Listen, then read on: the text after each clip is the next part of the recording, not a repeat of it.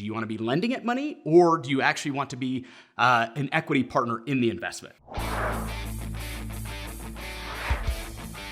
Hey, it's Kevin Walsh, Pine Financial Group, where we work together so you succeed. Hey, wherever you found the video, do us a favor, hit like, hit subscribe, leave us some comments. We're trying to build a channel to help more real estate investors just like you. Have some fantastic content for you in this video.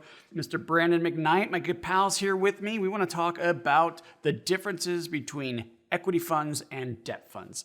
So Brandon, obviously you know this. Yeah. They might not know this. We have several different mortgage funds, and we have both equity and debt. And the investors sometimes choose one over the other based on some advantages, disadvantages, and the differences between them.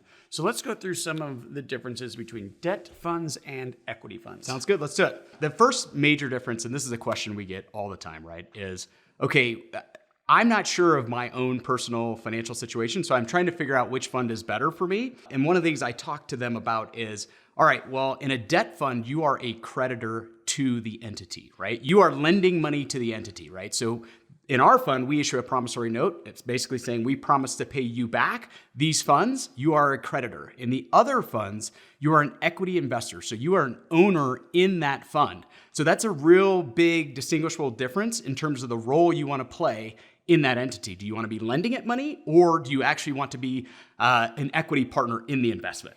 Yeah, and one of the reasons we did the promissory note or the debt investment is so that we could promise a return. So we sign the note, and that note says we promise to pay the money back plus this return, right? We don't make any promises on the equity. You can't, because you're going to be along for the ride. Yep. And that actually takes me to number two. One of the other big differences is whether or not you get a fixed rate of return or a variable return. In an equity fund, there's going to be some upside for you. You're going to get a preferred rate of return, and then maybe after a management fee or other fees, then you're going to get a profit distribution. That can vary depending on how well the entity does. Whereas a debt fund, it is a flat rate of return. It's very consistent. So for those of you who are looking for, hey, I just want to know what I'm going to get, that's a great fund option for you.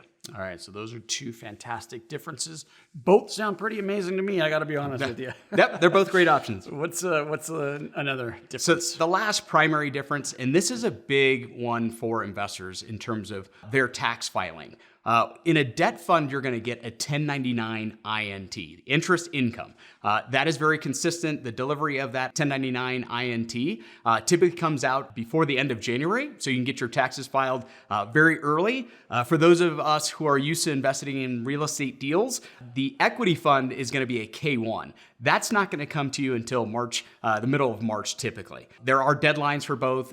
Every fund does it a little bit differently. I'm just speaking to how often we try to get those out. Do refer to IRS guidelines on the time frame, but a big difference is the 1099 INT versus a K1. The K1 is you are a partner in that entity again. Yeah, and that's a very interesting distinction here, and a good point that you're making. With a K1 for us, we get those out on time. Right. Because we're not waiting for other K1s and other things to file the tax return. So 1099, there's no tax return done. It's just, here's the interest that you received. That's why it comes out so early.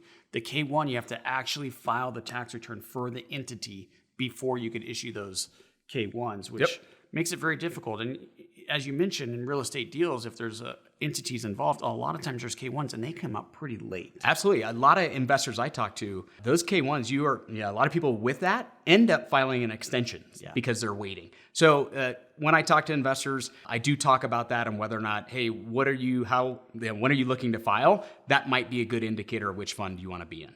So if you're interested in private money lending, if you're interested in investing in mortgage funds, kind of a great investment, I would say, then what can we do? How do we get a hold of you? Hey, reach out to us on the website or contact me directly, brandon@pinefinancialgroup.com. Love to hear from you. Like Kevin said, we're working together to help you succeed. So open to these conversations all the time. Happy to help you think through it. Well, thanks for joining me for the video, Brandon.